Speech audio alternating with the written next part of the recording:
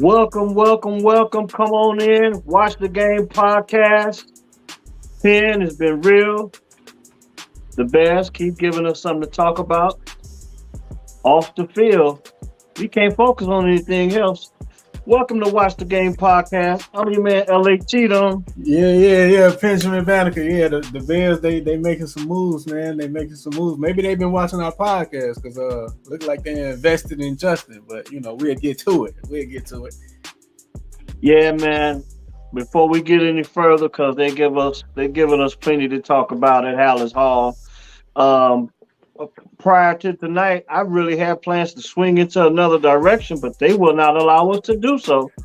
And we got to talk about the Bears. But before we move on, I want to take out the time to shout out some people that probably didn't get a chance to get any recognition. We had that struggle stream we had the other day, which is apologize to you guys for the bad Wi-Fi signal. You know, it's real. We learning and we growing and we figured out how to do this thing.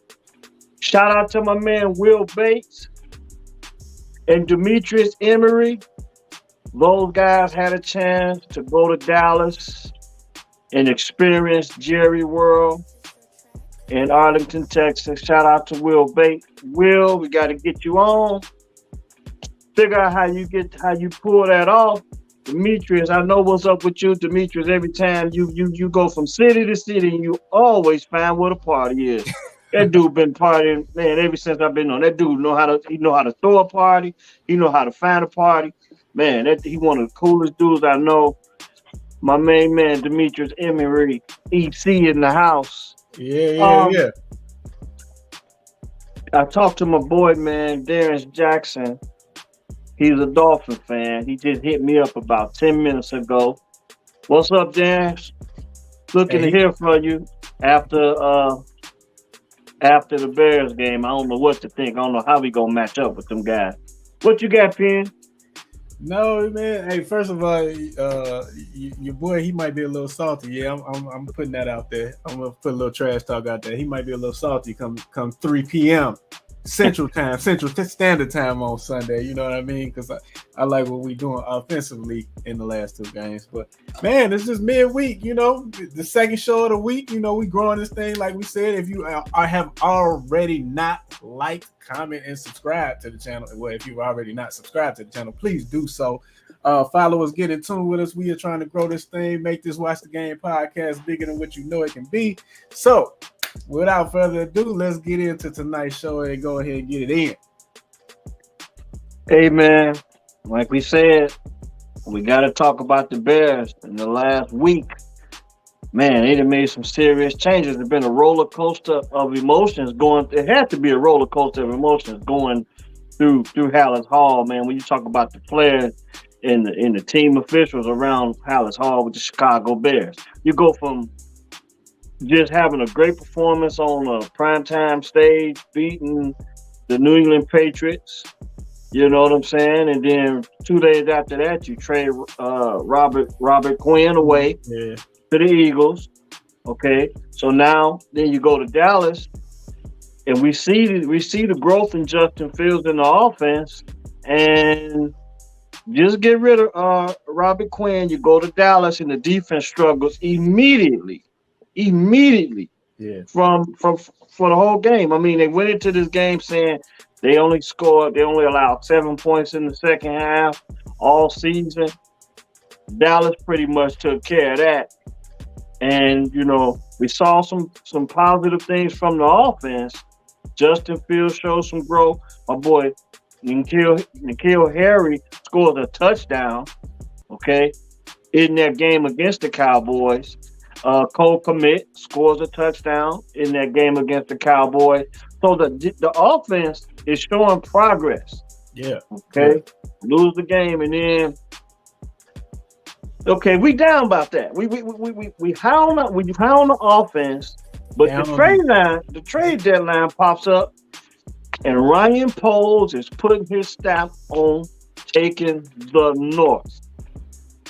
Hey. He goes out, he picks up Chase Claypool. Matter of fact, how can I go without mentioning that we traded Roquan Smith. That's first and foremost. First and foremost. We done had a lot of discussions here on our platform about whether you should pay Roquan, whether you should not. I was in the pay Roquan category on the side of that camp, and you was like, "Hey, let's see what this guy does, for the rest of the season before we go ahead and give him his money."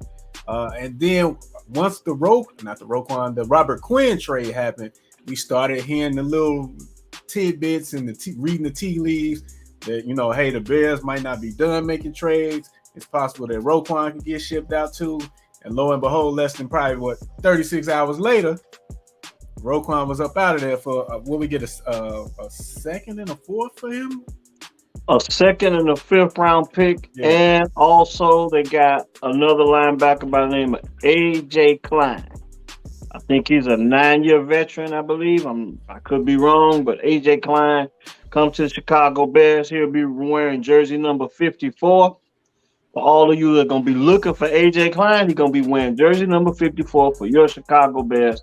Coming from the Baltimore Ravens in the trade, along with that 5th round pick and that 2nd round pick that the Bears gave up for Roquan Smith. Yeah. And they picked up a 2nd round pick. Yeah. I just looked him up. He didn't go to Ohio State. He went to Iowa State. I knew he had State in there. I thought he was a Buckeye. But he come in with a fresh slate, so I'm a cheer for him. I ain't gonna hold no past transgressions against him. Yeah, he's a Bear now. Yeah, and just to touch on Roquan, man, because Roquan came in 2018, a bit of a holdout coming in as a rookie. And then he got a chance to play in his first game against Green Bay, his first play from scrimmage.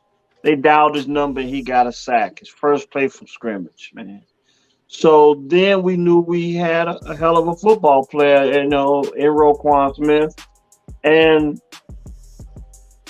very, very, very productive football player at his position. Very talented coming out of Georgia. Just one of the go along the long line of linebackers that out of the tradition of Chicago Bears with Urlacher and Mike Singletary, Dick Bucket. Roquan Smith was probably not on that level, but he was well on his way becoming one of the same. And just to go to show you how things have changed, in the loyalty in sports today, and here it is, 4 years later, he's gone. Yeah, and it's funny that you mentioned how things change, because I was listening to, I forget which podcast I was listening to earlier this week, and they saying traditionally, well, in this new age of NFL, who's getting paid on defense is, edge rushers and guys on the back end, secondary guys, that can cover, all these multiple formations and the wide receivers on the field. So the linebacker position is kind of getting looked over as far as what they're getting paid now, according to what the general population is making. Obviously, they're making a pretty penny. But as far as NFL terms, like, you're not seeing linebackers getting those big deals unless you can rush the passer, which Roquan really wasn't a great pass rusher. But our scheme didn't call for him to do that because we had Khalil Mack up front. We had Robert Quinn's up front. So it wasn't called for him to do that. So he kind of was a victim of the new age NFL, probably overvalued what his worth was. He's not Von Miller. I know Von Miller, his position is edge rusher, but I think he's listed as a running back, but they just put him on the line. He's not that type of guy. So ultimately, the payday he was looking for in Chicago wasn't even here. And I also heard some on ESPN 1000 that I thought was kind of far-fetched, but it's worth kicking the tires on. They saying, okay, Roquan, we're gonna trade you out here to Baltimore and get these picks. And then, when you don't get signed back there, we'll be looking to sign you back if, you can't get the money you're looking for that. So that's one theory I heard. We'll see if that comes to play out. If that is the case, it's very smart by Ryan Poles, because instead of letting this guy walk in free agency, you got 2 picks back. I don't think they flipped one of those picks to get the Chase Claypool pick. That was the actual Bears pick, the second round that they used. But if that's, I like the strategy if that's what he's thinking, but we'll see. We'll see. Well, I don't want to get too wrapped up in that. All I know is Ryan Poles is putting his stamp on this organization. Um, I'm gonna miss Roquan at the time. I'm gonna miss the guy playing football in Chicago. Uh, Big up for Roquan. Interesting thing about Roquan, I just wish I think if Roquan would have had his business in order with an agent, he would have been signed. Probably would have had a deal done. And we wouldn't be experiencing this right now. But maybe from at this point, he'll go and get an agent. Interesting thing about him going to Baltimore is that now him and Lamar Jackson, two players that want big deals, two players on the same team, is not represented by an agent. Mm-hmm. So I want to believe that Roquan is probably going to end up with an agent, because it was stated that I seen a report today that he didn't plan on being traded, but some of the things he said in training camp, stuff like this, representing himself, I think he put himself in a tough situation, and I think when it's all said and done, he's going to learn a valuable lesson from this if things don't turn out the way he wants it from a money standpoint. But it's interesting to think that he could possibly be back. I don't really want to wrap my mind around that. Yeah, that's conspiracy theories. We just kicking the tires down the road. But hey, he might go get Rich Paul. He might go get. And when this trade went down, I immediately got on my phone and I looked up the Roquan Smith jersey. And it was listed at $169. And I had an interesting thought process at that point. This is why I don't wear jerseys. This is why I don't buy jerseys. Because it's just, they lose their value in a year's time. Now look, Walter Payton, Dick Butkus, Gale Sayers, Urlacher, Brian Urlacher, Mike Singletary, maybe even of late, Devin Hester, maybe even Mike Dicker. Okay, number 89. Yeah. Okay, now those probably the most valuable Bear jerseys, but you talking about Hall of Fame guys that put their stamp on organization. And the days of teams and players staying in one city are gone. So, guys, be careful when you go out here and buy these jerseys, because today's jersey can be a throwback tomorrow. So you saying you ain't in no rush to go get no David Montgomery jersey no time soon, huh? No, man. I'm gonna tell you, the last Chicago Bear jersey I bought was a Rashawn Salam jersey. Woo! I bought the home jersey and I bought the away jersey. Ripped to my man Rashawn Salam, man. But I was crazy about the dude coming out of Colorado, man. Number 31 for the Bears, right? Yeah, man. And, in my opinion, he had his druthers. He couldn't hang on to the football, but he had some flashes here and there. He just had the fumble. He had the case of the fumbles. But, that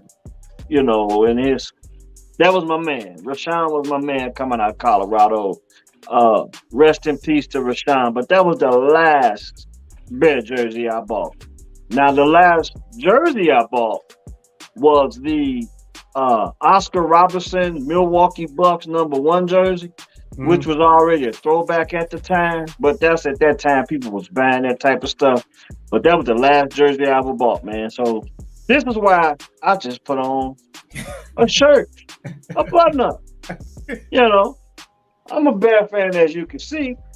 Yeah. But you won't see me rocking no jerseys, man. No time soon, man. Hey, I might break down and get a Justice Fields jersey. I'm not gonna lie to you. I might have to break down and get the home. I won't be getting that orange one, but I might get the blue one and I might get the white, the away one. With the stitch number, not the iron-on joint, the stitch one, because I'm committed to Justin Fields, so I can see myself rocking that jersey. Okay, so if you're a fan out there and you're planning on buying a jersey, let me give you a little some advice. Buy the jersey, but you put your name on the back. Put your name, your first or your last name on the back. My boy Will Bates, he went to Dallas and he watched the Bears play the Cowboys. He had that orange jersey, but he had on the William #3 jersey. Yeah. Okay, so that was a smart investment. Yeah. Okay, bank on yourself. Because you're gonna support your team, but bank on yourself. Put your name on the back of them jerseys. Okay. You still can always represent the team, but put your name on the back put your last name or your first name on those jerseys. Because the way these guys move around, get traded, get released, it could be a waste of money just overnight. Overnight. I mean, speaking of jerseys, Bears got a new weapon. He's going to wear number 10. Number 10? Okay, I was wondering because I knew he couldn't get 11. Yeah. Yeah, he's going to wear number 10. Talk about Chase Claypool, man. I'm going to let you spin on that. How do you feel about this move? Chase Claypool, I've been reading up on him. I know he's in his third year. Came out of Notre Dame. Big target again to go with N'Keal Harry. He's not a true one, but he's better than what we had in-house before. And the fact that we added him without, touching losing EQ or losing Dante Pettis, I think that's going to push them down to where they should be, third and fourth options. Maybe you give Mooney the make Mooney a 2. You got Cole Kmet. You got N'Keal Harry now. I don't think N'Keal Harry's a burner, but he's a big body for the red zone. So I'm liking the pickup. I know my brother Cutter Pac-Man is very high on Chase Claypool. I think he had 10 touchdowns and close to 1,000 yards in his first 2 seasons in Pittsburgh. Mike Tomlin was saying, them losing Chase Claypool wasn't like that trade they had last year when he said, we want volunteers, not hostages. So they wanted the value back in the second round pick. They kind of going through a rebuilding situation. They got to see what Kenny Pickett is going to do there. And I can't remember his name, number 14. I think he's emerging as the number 1 threat in their offense. So I like picking up Chase Claypool. Again, I said a few weeks ago, Justin can play this game. Now go get him some help. Ryan Poles must have been watching the show because he got Justin some help. We saw Cole Kmet take a step forward in the Dallas game. He already looks for Mooney way too much. Again, putting Mooney at the 2, I think that could be a problem that you don't want to deal with on Sundays, at least for the rest of this season. It's refreshing to see the Bears make some moves and try and do something to improve this roster, rather than just waiting to the draft and swinging and missing on some free agents in the offseason. So I like the move. I like it. From a standpoint of this move, it made me think about when the Bears went and picked up Brandon Marshall from the Miami Dolphins when Jay Cutler was the quarterback. Yep. And to this day, I still think Brandon Marshall was the best wide receiver I ever seen in a Bears uniform. I mean, the man could run routes. He was big. He was strong. And now with the Bears going out and getting Chase Claypool, kind of puts me right back in that lane where I'm thinking he went out and got another big physical receiver, maybe a decent route runner. But I believe that it's going to make everyone else better. I mean, Darnell Mooney, you can put him in some slot situations. You've seen N'Keal Harry catch a touchdown against Dallas. Dante Pettis has been coming along. So the coach is going to have some decisions on how to, fill out this depth chart when it comes to these wide receivers. But I do not want to see them get away from the running game. And I do need to see the running backs get more opportunities to catch the ball out the backfield. But I do like the pickup of Chase Claypool. Now, he's going to be here. He signed up through the end of next season. So they thinking that he can have an opportunity to come to Chicago. and play a much bigger role than he played in Pittsburgh, uh, and maybe even get paid in Chicago. And it seems like he was really, really happy to be here. He's reunited with his old teammate Cole Kmet and Yep, Notre Dame. Yep. yeah, and EQ St. Brown, another Notre Dame guy. So the Golden Domers are well represented in Hallis Hall in the Chicago Bears locker room. And when you think about it, the dude just seemed so so elated to be here. And I went on Instagram, I saw a clip of when the Bears played the Pittsburgh Steelers last season. Him and Cole Kmet had a big embrace, like they couldn't wait to chop it up. And now they can really chop it up. They can chop it up for real now. So maybe they can chop it up on that playbook, and we can figure out a way to get Cole Kmet some more catches, and maybe Chase can come here and be a difference maker. And Chicago had a quarterback and the big weapons on offense, but we cannot overlook the holes that's been provided on that defensive end when you talk about losing Robert Quinn, and then a week later you lose Roquan Smith. And up until the end of the trade deadline, a lot of people was like, well, damn, who next? Because Ryan Poles was coming in, he was coming in with the poker face, like, look, I'm trying to do this. I'm trying to steal the North. And Green Bay was trying to get Chase Claypool. They were trying to give up a second-round pick to get Chase Claypool because everybody was saying how Aaron Rodgers needed a weapon, and they had their eye on Chase Claypool. So this is one of the first steps that Ryan Poles has made, in my opinion, to steal the North and never give it back. Yeah, see, that's some news I didn't know. I didn't know that the Packers was interested in Claypool too. So to add him to your team, and you keep him away from the team that you got to chase down to ultimately beat. Yeah, we gotta tip our hat to Poles on that one. And I just pulled up his stats. Claypool, he has 153 catches for 2,044 yards. I was mistaken earlier. 12 touchdowns in a little over 2 seasons. So that's production we can live with. Again, he's gonna have the opportunity to come here to actually be the true number one wide receiver, because I don't think we can say that Mooney is that. So I'm liking the move.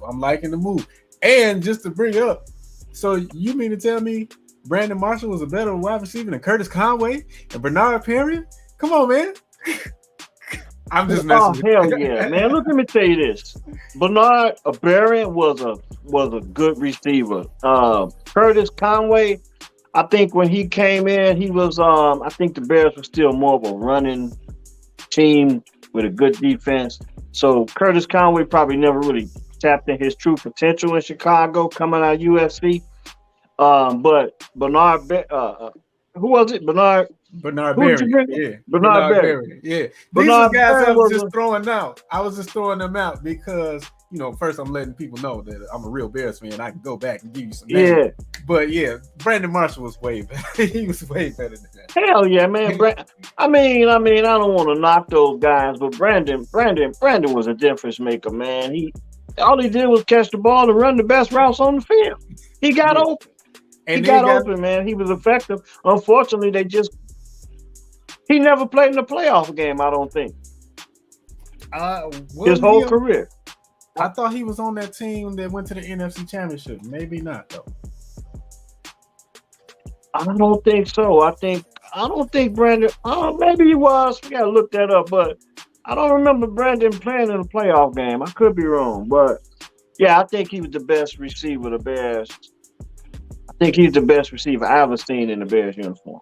Yeah. You ain't gonna get no pushback here, David Terrell. You ain't gonna get no pushback here. Oh well, let me tell you an interesting story about David Terrell, your Michigan Wolverine, man. His rookie season, he came in. Everybody was excited about the Bears taking that guy wide receiver. But I went to a Bulls game. I ran into David Terrell at a concession stand, man. Mm-hmm. And I told him, I said, man, I hope you get I think they were playing the Vikings that weekend. I said, man, I hope you can get in the end zone this weekend. And lo and behold, David Terrell got an end zone that weekend against the Vikings, so that's one of my fondest memories about David Terrell. Number 83, I think he wore Yep, for the 83. Bears. I had that jersey, the white one. Yeah, well, yeah. David Terrell, I liked when they brought him in. I was excited about that. But Brandon Marshall by far is the best receiver I've seen in a Bears uniform. So we talked about that. We talked about those acquisitions, and we cannot go without talking about the matchup that they got coming up this weekend. Now against the Dolphins. Now I don't believe that Chase Claypool is going to play in this game. I could be wrong. Or very limited package if he does. Yeah. Yeah, and they saying most definitely he should be sped up on the playbook by the time they play Detroit. I think that's a couple weeks from now. So there you go. Yeah, I mean, is he going to even dress? He probably be in street clothes. Well, he got his jersey number, so I'm not gonna say he's not gonna dress because I don't want to rule him out of the game. I mean, maybe you could put him out there as a decoy for a couple plays. Yeah, limited pack. Hey, we saw Christian McCaffrey. He got traded and played in the first game with San Francisco. I think he had limited package that first week. In the second game, he had the full array. They changed some things up for McCaffrey in the second game. They wrote a couple plays in the book on the McCaffrey page. Yeah. And think about McCaffrey for a minute. He did something that hasn't been done in a long time, man. He threw for a touchdown. I think he ran for a touchdown, and he caught a touchdown pass against the Rams. Interesting.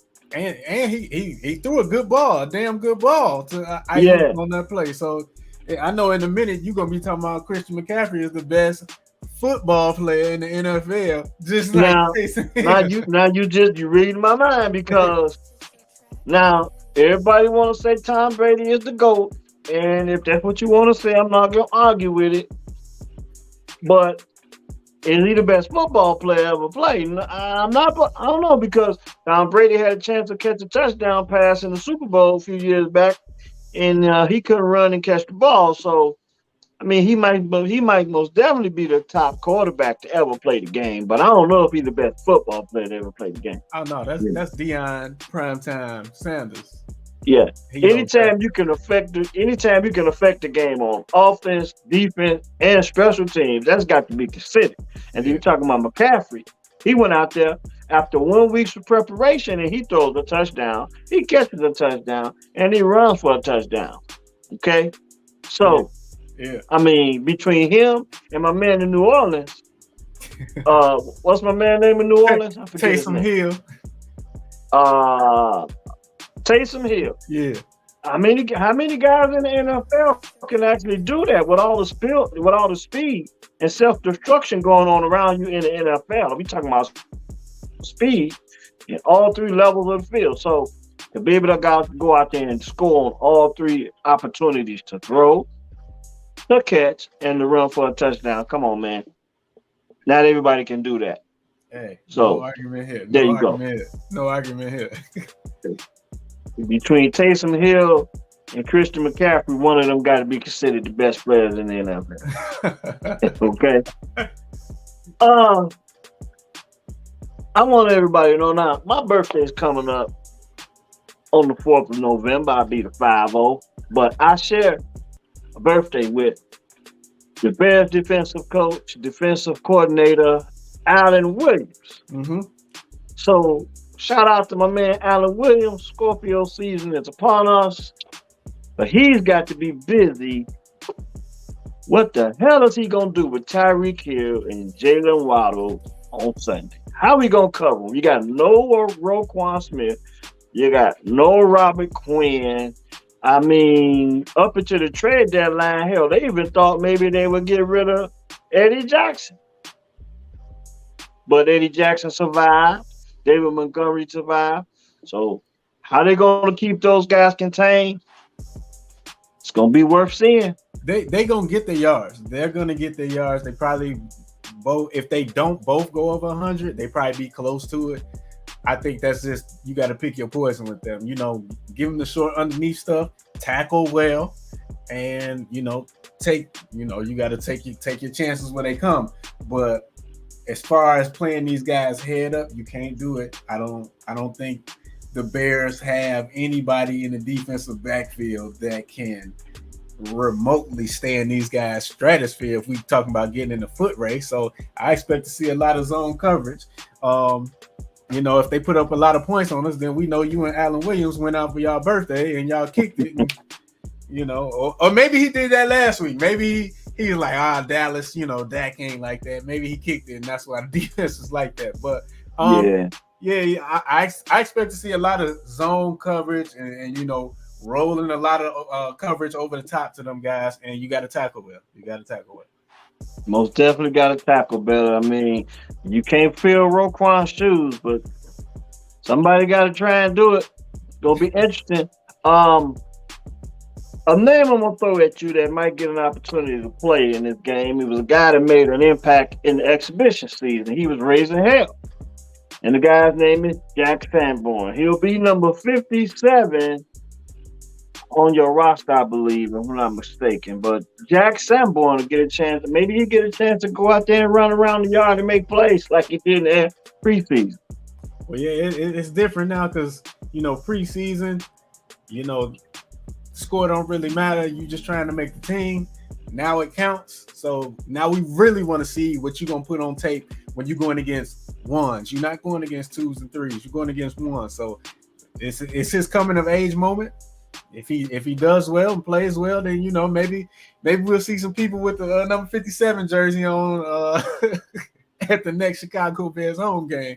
But I mean, we Bears fans, we pulling for him to do well. But if he doesn't, we will be the first ones to be like, hey, Alan Williams, you might want to look at something else, another option, if he can't get it done. So Bears pick up at that time. They had 9 picks. And then after they traded for Claypool, they got 8 picks. And looking forward to the rest of the season. Like my stance don't change. I'm glad they went out and got. We still don't have a first, right? Yeah, they got them. They still got a first round pick. Okay. But they had at one point they had 2 second round picks after the trade with Baltimore. But now don't get me wrong, but I got to check it out. But now they down to 8 picks in the draft. So. You got the rest of the season. You want to see progress from Justin. I just keep saying that. Okay. But I talked to my man B.O.B. I talked to my man B.O.B. He a Ravens fan. Okay. Now he was just, he was like, that was a great trade for Baltimore. And he was like, he gave me some encouragement because he like, look, the Bears gonna be dangerous. They're gonna be spoilers. They building, putting pieces around Justin to build his offense. You say so coming down to the end of the season, the Bears might be one of the teams you don't want to play. So he gave me some encouragement with that. But my expectation for the Bears is to see improvement with Justin, and then just figure out which young players are worth keeping. I think it's fair to say Eddie Jackson might be done after this season. Hey, well, you know what though, with the 8 picks, and they got some guys in here. Look, with Claypool, this is the recipe that you need for a team to go. When we see teams go from like worst to first, and you'll see them play like a lot of close games that year before they actually break through. We've seen the Bears in some close games. They fought back versus Dallas, but it got away from them. Fought back versus Minnesota the first game. Even with the Giants, they had a chance before Velvet Jones didn't catch the punt. But, I mean, this is the recipe. So, we're not, we don't get our kicks on trying to be ahead of the curve and saying, I was right. We're just telling you what we see here and watch the game. And this is the recipe. So now we just got to see how this thing plays out. Yeah, gonna be interesting for Sunday to see how that goes. I think a I'm just waiting. I can't wait till the next Bears game just to see how the defense look. Just see how the defense look. I want to see who's gonna step up and field roles and make plays. The evolution of the offense once you get Chase Claypool on the field, and just to see how his impact and his role on the team can make everyone else better. Because I just think, based on what everyone's saying, he just makes everyone else around them better. We talk about Chase Claypool, N'Keal Harry, and then you got Darnell Mooney. Now you can put him in the slot. And I don't want to be down on Velus Jones. A lot of people are down on Velus Jones because he dropped that pass. But I'm not going to be down on him. One thing I did figure that Velus Jones is older than Chase Claypool. Wait, by a year or two? By a year. Okay. So that just goes to show you how the COVID season, in the National Football League and in the college football, how it affected the draft classes, the maturity of players. So now, you got Velus Jones here, Chase Claypool, N'Keal Harry, EQ St. Brown, who that Pettis. So we're gonna see how those guys duke it out for the positions and who's gonna have the biggest role on this offense. I think like you said, this is the Bears saying we believe in the progress that Justin Fields has made in the last 2-3 weeks. So we're gonna give him some weapons. And that's what they did. They depleted the defense, but they giving Justin Fields some weapons on the offensive end. Let's see how it impacts going forward. They got some big tough games going down the road, so we'll see how it goes. So college football, yeah. The championship rankings came out. Your Michigan Wolverines ended up on the outside looking in at rank number 5, I believe. And right behind them is the Alabama Crimson Tide. But Michigan will have a chance to, if they got to run the table, which I don't think their expectations changed with this, because I think they had to take care of their business either way. You had to run the table because you're going to, it's going to come down to Ohio State, is what most people think. So it was interesting, though, because Tennessee is number 1 in this ranking. How do you feel about that? I agree with Tennessee being number 1. And if what I understand what the committee's job is to do is to get the 4 best teams that they seen play so far this season. And I know they weigh in a lot of factors, but just from eye test, Tennessee is the best football team that I've seen this college football season, so they should be number 1. I think Georgia's still ranked number 1 in the AP poll, but Tennessee should be 1. I would probably have Georgia 2 over Ohio State, and then Clemson at 4. That's the one that bothers me. Even though I know in the grand scheme of things, this poll means absolutely nothing to my Michigan Wolverines, as you just touched on. They control their own destiny. You went out, you beat Ohio State, you win the Big Ten championship. There's no way you're not going to be in the playoffs. It's just impossible. But Clemson, are we just going by eye test from what we see when we watch the game? Clemson does not look like a better football team than Michigan. Clemson does not look like a better football team than Alabama. And Alabama lost to the number 1 team.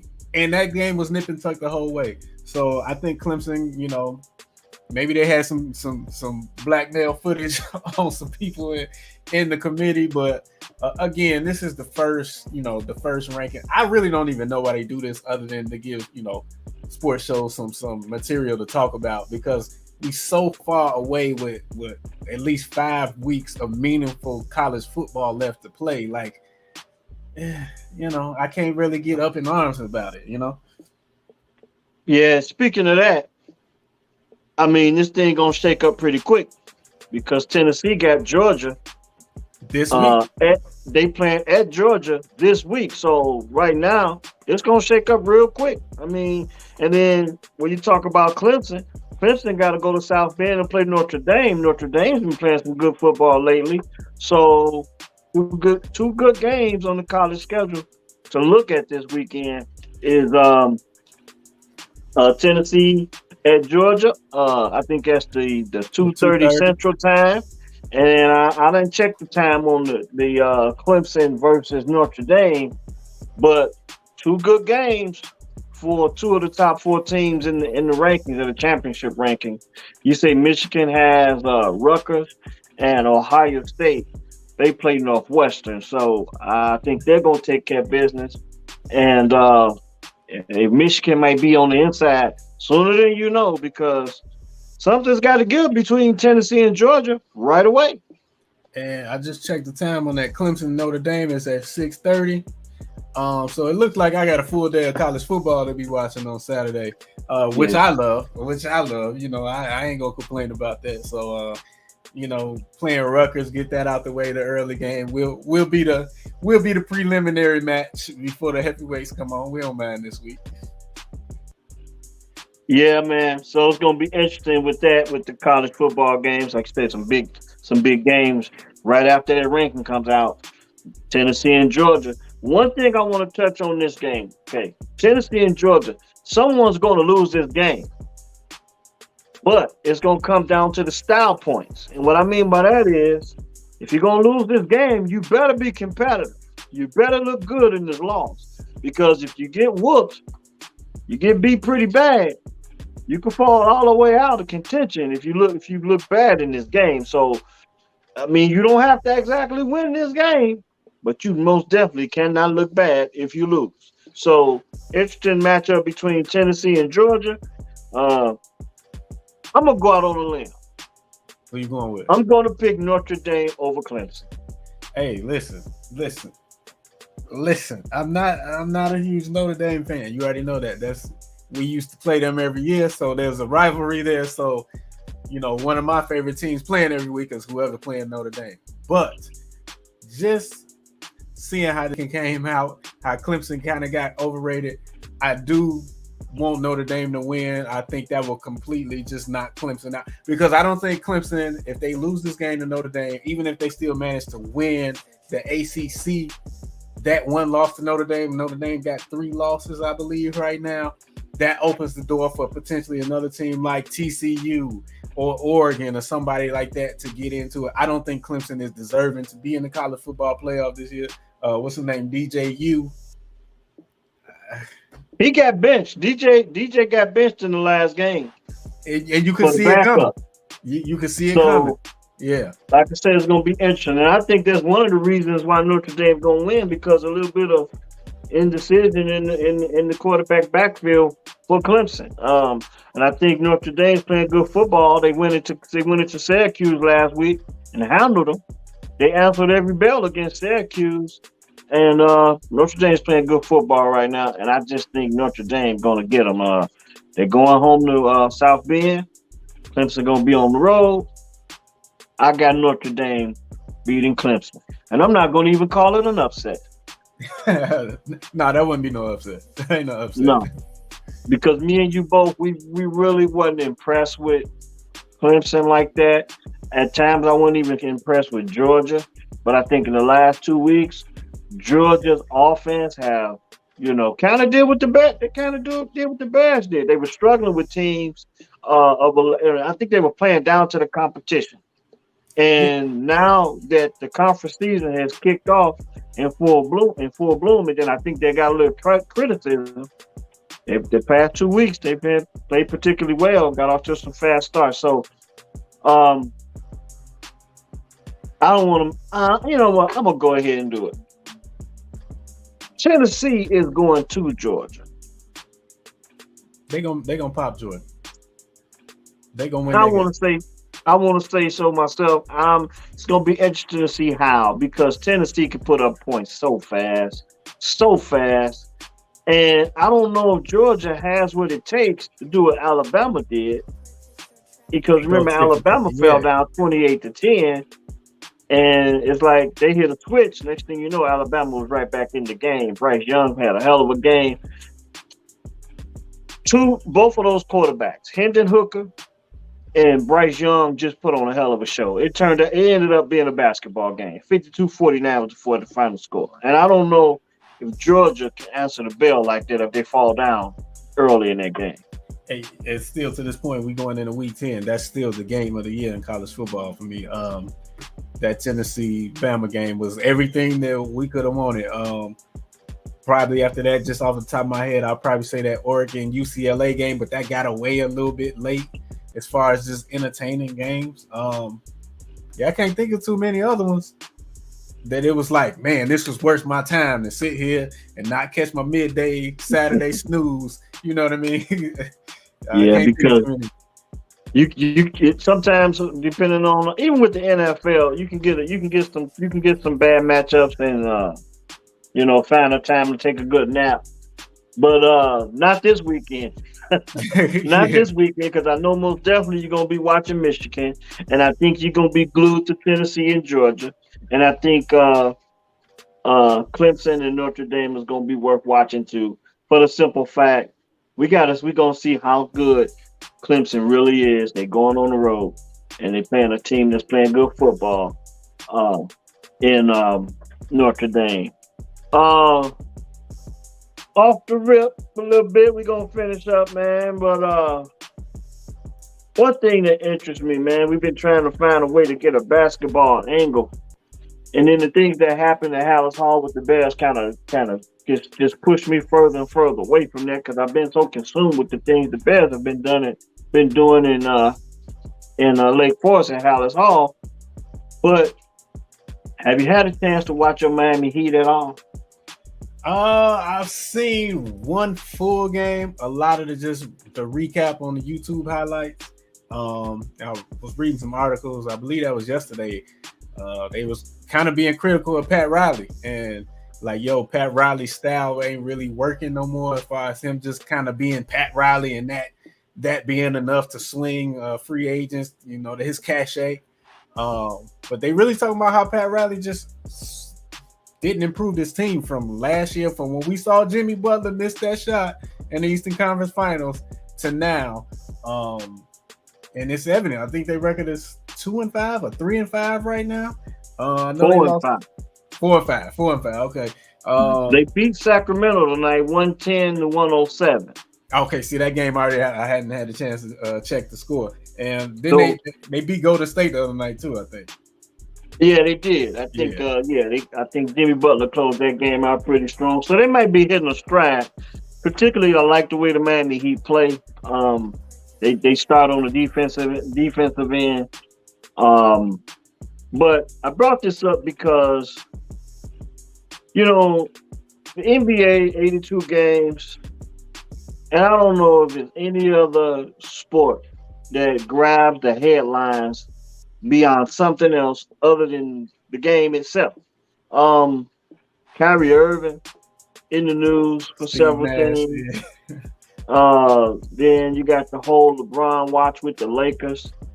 And the thing that gets me about LeBron, and I respect LeBron's ability to play the game, but after LeBron left Cleveland, my opinion of LeBron really changed. The first time he left Cleveland, I rooted for LeBron when he went back to Cleveland because that's the one championship I give him. Give him big ups for that one because he went home, he won a championship for Cleveland. But it's just amazing to me how in an 82 game season, the NBA just finds so many different angles to take you away from what's going on the court. And Kyrie Irving and LeBron James. LeBron James have an opportunity to break Kareem's all-time scoring record. And LeBron, it's never been a player that I know of in NBA history that the media trying to give him scenarios that he can win in. I mean, come on, man.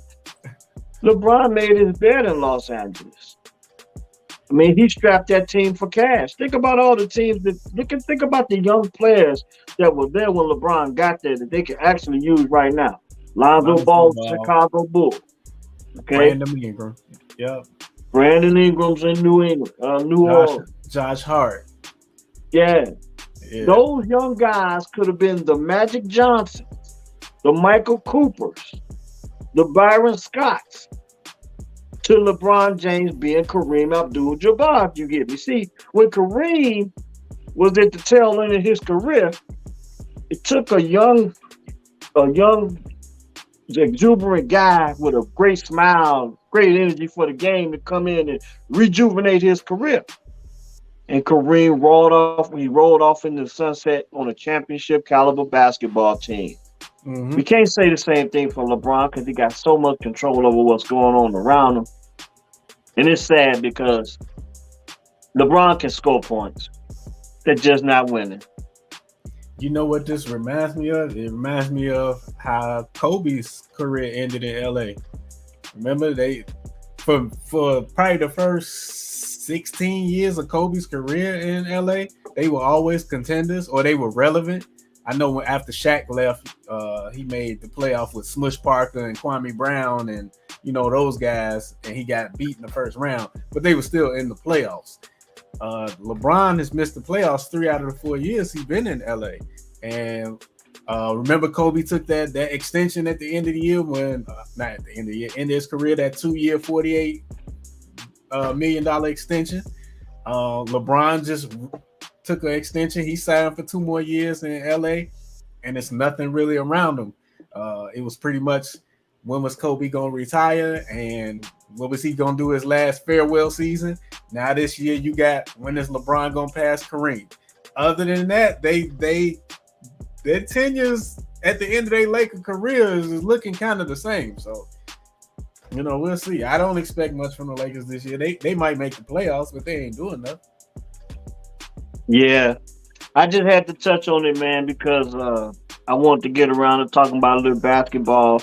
So now that Ryan Poles is through trading players and stuff like that, and the trading deadline in the NFL is behind us, we're going to pick a lane, we're going to pick a day to kind of spin our wheels on the NBA, kind of, look around the league locally. The Bulls are on the 3-game winning streak, I believe. And for them to be winning without Lonzo Ball early in the season is impressive to me. They went out and they picked up the I can't even pronounce.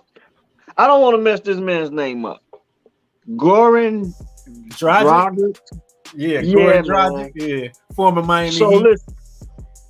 So listen, Zach LaVine and DeMar DeRozan are going to get a lot of credit in the success, along with Vucevic, for this team winning basketball games. And I get it because they're scoring points. But the games that the Bulls that I've seen the games that I've seen the Bulls win, Dragic has did a hell of a job of managing basketball games. Billy Donovan has put those guys out there with a game plan where they can play old man basketball and be effective. Okay. Around the league, I just think it's too much dribbling going on. And then the Bulls go into this read and react thing, square up and shoot the ball, not a whole bunch of dribble handoff crap. And when Dragic hits the floor, he settles this team down. He spaced the floor with his shooting. He makes good decisions in transition. And I think if they get Lonzo Ball back anytime soon, Bulls going to be tough to match up with because Isumu is playing well. The young guard, I think they've been playing him at point guard to be starting him. But Dragic is the man. He's the glue that's keeping that team together. And I'm not a Bulls fan.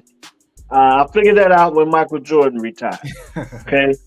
But it's always good to see the local teams, the Bulls, even the White Sox and Cubs. I'm not a Cubs fan. I'm not a White Sox fan. I'm a Bears fan, point blank. Okay? That's the one team that I'm a diehard with. But if I'm going to talk about it, I enjoy when those teams do well because of the energy it brings to the city and the energy it brings around the area, to get out, go, hit the scene and enjoy your sports teams doing well.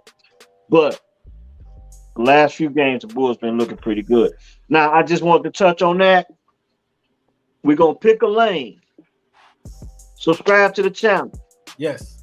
And we're going to pick a lane and we're going to figure out how we're going to do this basketball thing because I think I want to cover basketball a little bit different. But we gonna get into it, and we gonna have some interesting people come on. I got some people that we want to talk to, especially when it comes to basketball, because everybody likes to trash talk on basketball. So we gonna invite some people in, man. I got some interesting people I want to talk to. Also, I talked to my man Bob, like I told you earlier, a Ravens fan. He was one of the dudes that told me about Tennessee. And he Okay. also gave me some encouraging words about the Chicago Bears. He think they're gonna be spoilers down the end of the year. So Bob, shout out to you.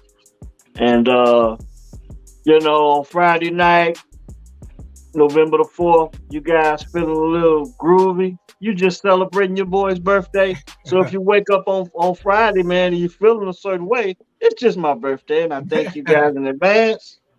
You know what I'm saying? So, Penn, Yo, it's been man. real. Yeah, been real. Always a blast. We again like, comment, subscribe. Please subscribe so we can grow this thing. I know I'm gonna talk to you, but I'm gonna tell you on air, happy birthday, happy pre-birthday. I know I'm gonna talk to you. All the weekend. So, but yeah, like, comment, subscribe. Watch the Five. game podcast. Watch the game podcast. We trying to grow this thing so we can come watch the game with you. Watch the game, and we out.